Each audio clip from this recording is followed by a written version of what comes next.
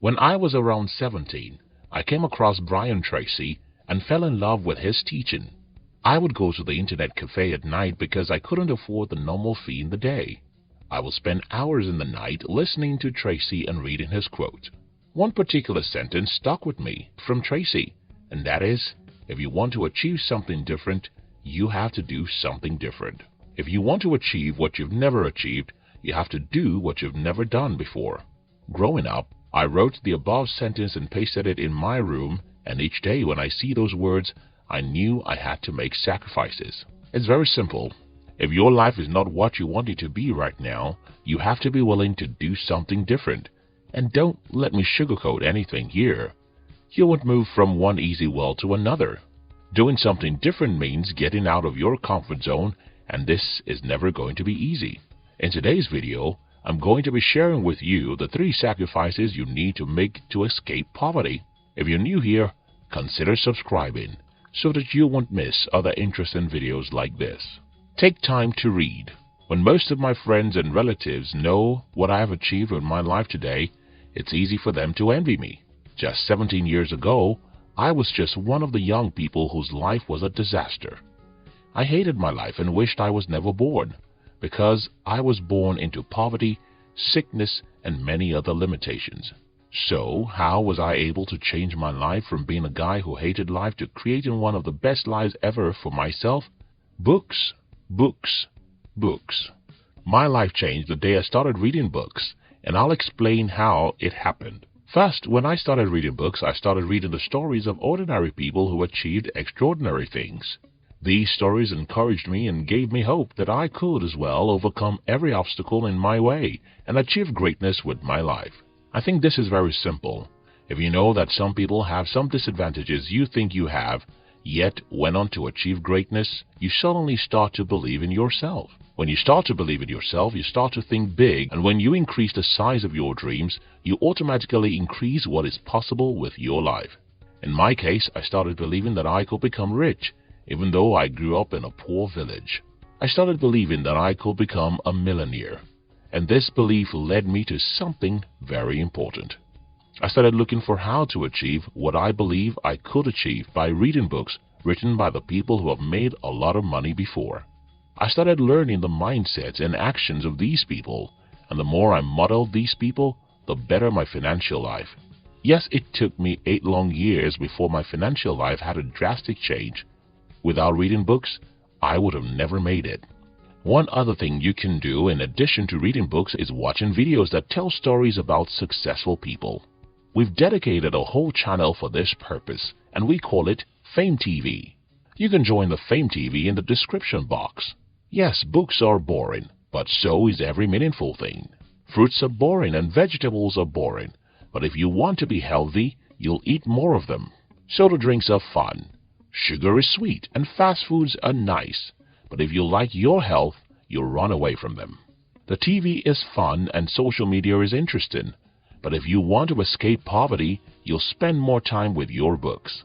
Some time ago, I got to know that Bill Gates reads 1 book every week.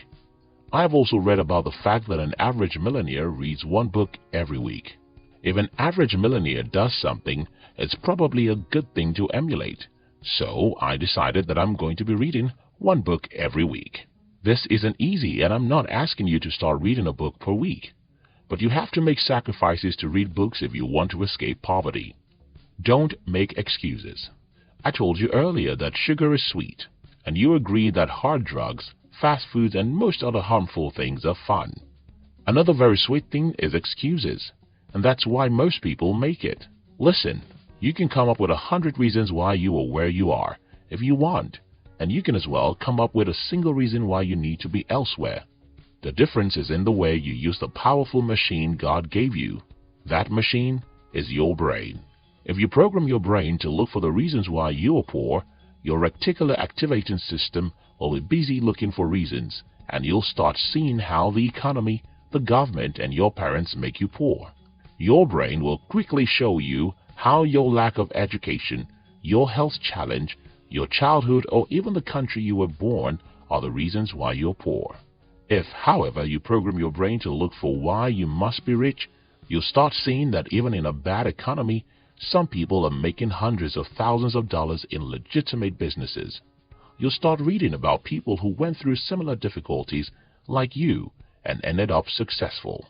You'll start seeing that you have much power over your life than you think, and you'll start taking responsibilities.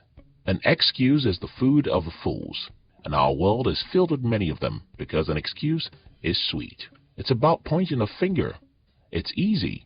Everyone can do it. But if you want to escape poverty, you'll not do it. Don't make an excuse. Identify what you have to do to change your life and do it, no matter how difficult. Trade 100 failures for one success. I heard something very interesting from Matt Cuban a few days ago, and it made a lot of sense to me. Cuban said, and I quote, "It doesn't matter how many times you fail. Remember, you only have to succeed once." This statement makes a lot of sense to me because when I looked back at my 8 years of failure, I could see the meaning of this statement. You see, my first 8 years in the business world were terrible. Everything I attempted failed, and everyone thought I was stupid. I was broke, rejected, and frustrated. But a day came when I had my first breakthrough. From there, I had my second breakthrough, and the third. Today, it seems as if everything I touch becomes successful. But that's the opposite of the kind of life I had only a few years ago. Here's the thing. It doesn't matter how many times you fail. Remember, you only have to succeed once, and that once will quench all the pains of the failed years. Why is it important you understand this? Well, most people see failure as a bad thing, and that's why they give up. If you're in search of success, you should understand that the road that leads to success is called failure, and failure is not final, because a single success can make you forget the pains of 10 years failure. Make sacrifices to try things. Make sacrifices to get out of your comfort zone. Make sacrifices to do things that are risky, and when you fail, be courageous to stand up and try again, because it doesn't matter how many times you fail, all you need is a single success. The most important point in this video is sacrifice. If you want to escape poverty, you have to be disciplined enough to do things that are not comfortable. It's not comfortable to read, but you have to do it. It's not comfortable to take actions that may lead to failure, but you have to do it. Failure is painful, yet you have to endure failures and try again. Remember how I started this video? You cannot get a new result by doing the old things, and every new thing is uncomfortable. So you have to be willing to make sacrifices if you want to escape poverty. If you enjoyed this video, you'll enjoy the Fame TV, which is our new channel where we tell you the inspiring stories of the most successful people in the world, and even some villains. Look at the description box to join the Fame TV. We love you.